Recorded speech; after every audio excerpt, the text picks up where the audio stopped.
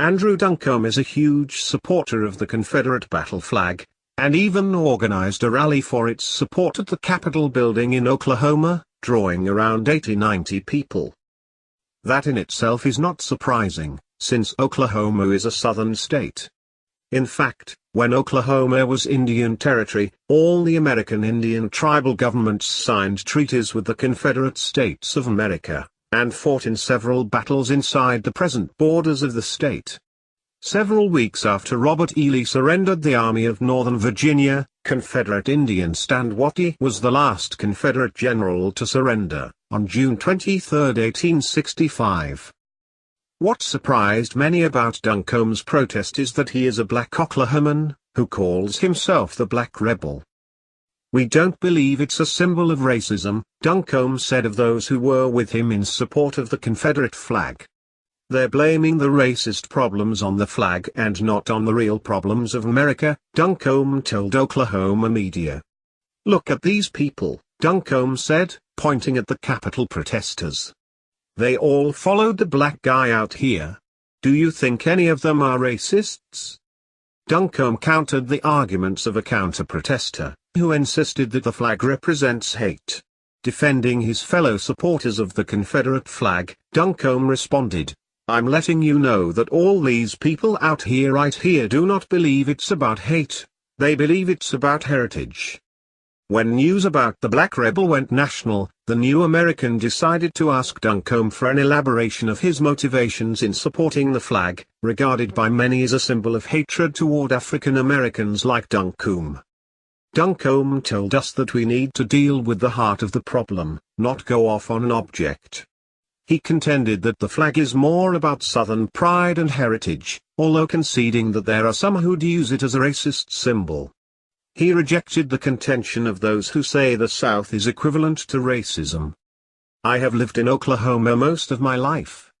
This is how we live out here. We want to be left alone. We don't want the government telling us how to run our lives," adding we don't want to be slaves of the government. Noting that he is not an anti-government person, he believes the flag represents the rebel spirit that citizens need to have when government oversteps the Constitution. That is why he calls himself the Black Rebel, because he believes it is time for the people to push back against the government having too much power. Turning his remarks to the approach the news media has taken on the flag controversy, he lamented that they had made it out as though it was the fault of the flag, instead of the action of some crazy, messed up person. After all, Duncombe said, what if it were the American flag that Dylann Roof had been pictured with? Would they want to ban the American flag? Can you blame an object? Duncombe compared the controversy to the dispute over the placing of the Ten Commandments on the grounds of the state capitol. For some folks, Duncombe said, the Ten Commandments monument is offensive. See Oklahoma governor defies state court order to remove Ten Commandments monument. He then offered other examples, such as the ouster of the Bible and prayer from the public schools, because that was offensive. Others consider the phrase, "One nation under God" in the flag salute as offensive, Duncombe added. America has some dark history, Duncombe conceded, but it also has some things which are really good. He believes history is important, but it should not be misused to keep us from moving forward here in the present. To Duncombe, the proper use of history is for those dark things in history to be not forgotten, but forgiven. When President Barack Obama arrived in Durant, Oklahoma, on Wednesday, he was met with citizens waving the Confederate flag. One woman, identified as Alyssa, said the protest had nothing to do with Obama, but was rather about the events of the past few weeks. "This is our heritage," said another woman, identified as Stephanie. Angel Pride of Texas said, "Those men that died for the Confederate flag that flew while they were fighting, they're just as much veterans as our veterans are today who are flying this flag." Congressman Tom Cole expressed disagreement with the actions of those who waved the flag during the president's visit.